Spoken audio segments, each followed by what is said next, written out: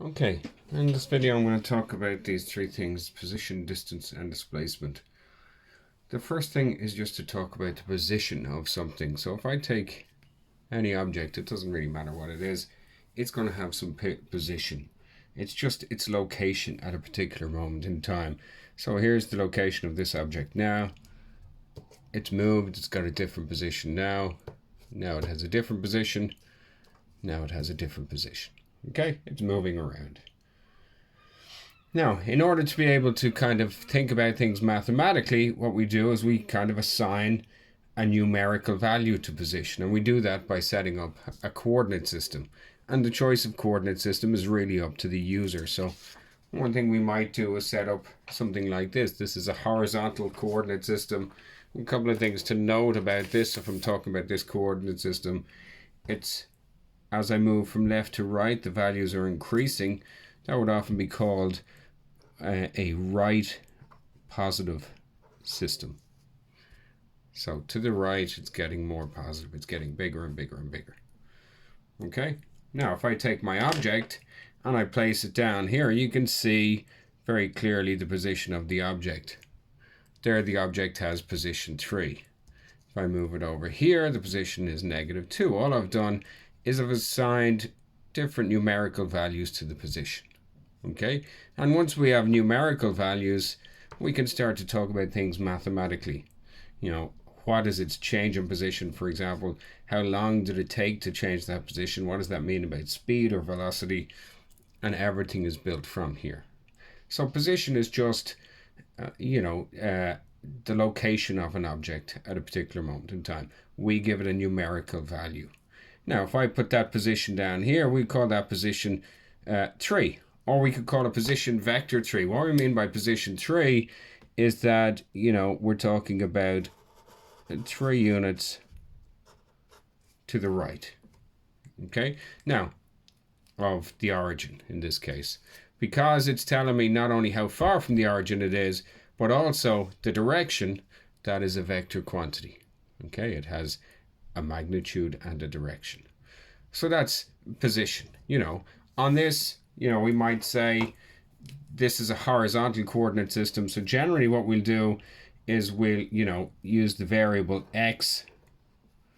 We'll say maybe x sub I for initial position here. Maybe its initial position is 3.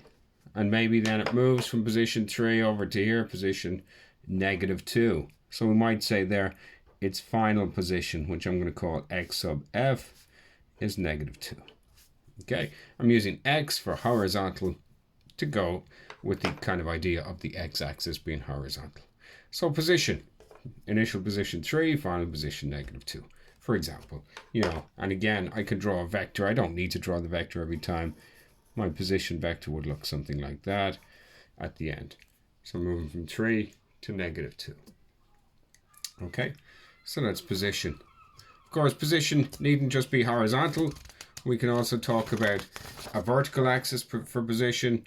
Again, if I start here at 3, we might say the initial position here is 3. In fact, let me change that slightly. Because we're using a vertical axis, a better variable to use might be y. So I might say y initial here is 3. And then I can move the object down there.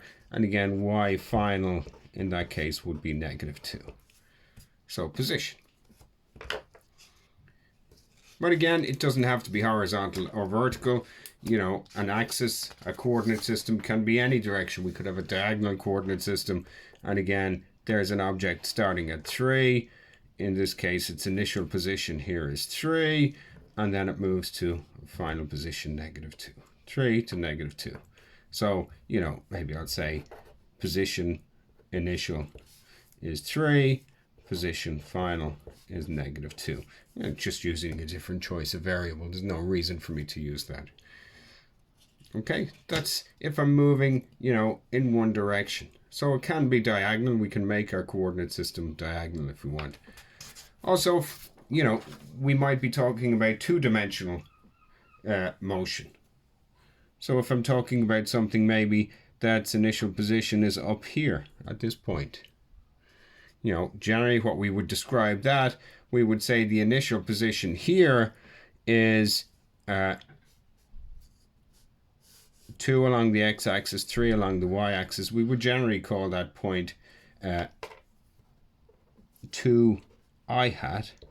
The I hat is a single unit in the horizontal direction, so 2 single units in the horizontal direction, 2 I hat.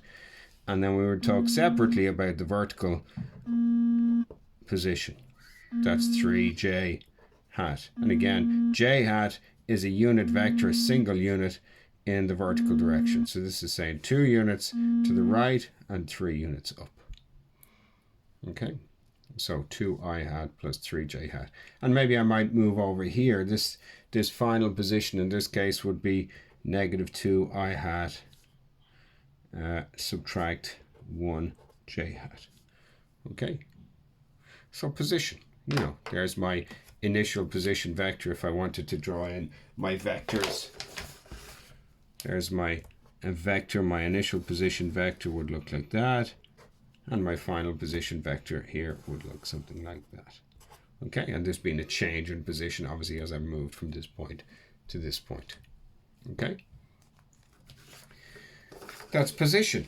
So position is just an object's location at a particular moment in time. We give it a numerical value so that we can discuss it. Let me go back to this. One thing we talk about here all the time is the difference between distance and displacement. If we say that our object here, again, there it is, starting at position 3 and finishing at position -2, you know, you can see the distance through which it has traveled there is 5 units. The distance is the amount of ground an object has covered. So this object has covered 5 units. 1, 2, 3, 4, 5. But I want to talk about this one here, displacement, really important. Displacement, which is usually given the letter S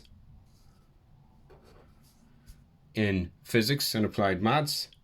S is defined as being the change in position. So the change in position, delta for the change in a variable. X, we said we're using the variable X here because it's horizontal. And the change in a variable is defined as being the variable's final value, so in this case it would be X final, minus the variable's initial value. So if I look at this, where the initial value is 3 and the final value is -2, the displacement of this object would be -2 subtract 3, which would be -5 units.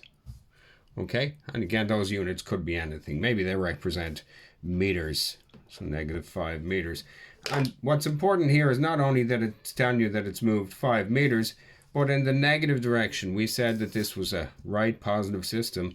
Because this is -5, this means the object has moved 5 meters to the left, or 5 units to the left. The negative here is saying to the left. So that's saying to the left 5 meters. Whoop, left out my T. Okay, so that's displacement. The change in position. You must learn that definition of displacement, change in position. In here, again, we said we had an initial position at 3 and the vertical system is up there, and then the object traveled down, had a final position of -2. Once again, we can look at the change in position. Displacement is defined as the change in, delta for change in position. We're using y here because we're on a vertical axis, and again, that's defined as being the final value for y minus the initial value for y. To find the change in something, you subtract the initial amount from the final amount. And here, final -2, subtract 3. Again, that's -5. And again, depending on whatever the units are. Now, again, what's important here is it's telling you it's 5 units. But the negative here, our system was an up positive system. So this negative is saying downwards 5 units. Okay, so 5 units downwards, 5 units in the negative direction, 5 units in the negative direction, which in this case is downwards. So if I look at my final one here, where we've got 2-dimensional motion, my initial position was up here, my final position was down here. So initial position, P sub I hat, is equal to 2I hat plus 3J hat. Sorry, that's not I hat, that's initial position. Final position, P sub F, is negative 2I hat minus 1J hat. Okay, so my change in position, my displacement is going to be my change in position, which is going to be my final position minus my initial position. Negative 2I hat, subtract 2I hat, that's going to be negative 4I hat, and negative 1J hat, subtract 3J hat, that's minus 4J hat, and that's units. Okay, so that's my displacement, which is my change in position. So this says when this object moved from position 2I hat plus 3J hat down to position negative 2I hat minus 1J hat, it ultimately moved 4 units in the negative direction horizontally and 4 units in the negative direction vertically. So that's saying left 4 and down 4. Why? Well, because this is a right positive, up positive system. Okay? Negative 4I hat subtract 4J hat units. So that's how your I and J axis work. Alright? So a couple of important things to measure, to remember. And I'll just put this up. You can freeze the video and maybe take down some notes from this or something like that. But to describe the motion of an object, you must first be able to describe its position. X variable for horizontal motion, Y variable for vertical motion. Motion in two directions, we use the unit vectors I and J. Distance is the amount of ground an object is covered, and the change in position is called displacement. So make sure you know the difference between distance and displacement. Displacement's a vector quantity. Why is that? Distance is a scalar quantity. Make sure you know why that is. Position is a vector quantity. Make sure you know why that is. Okay.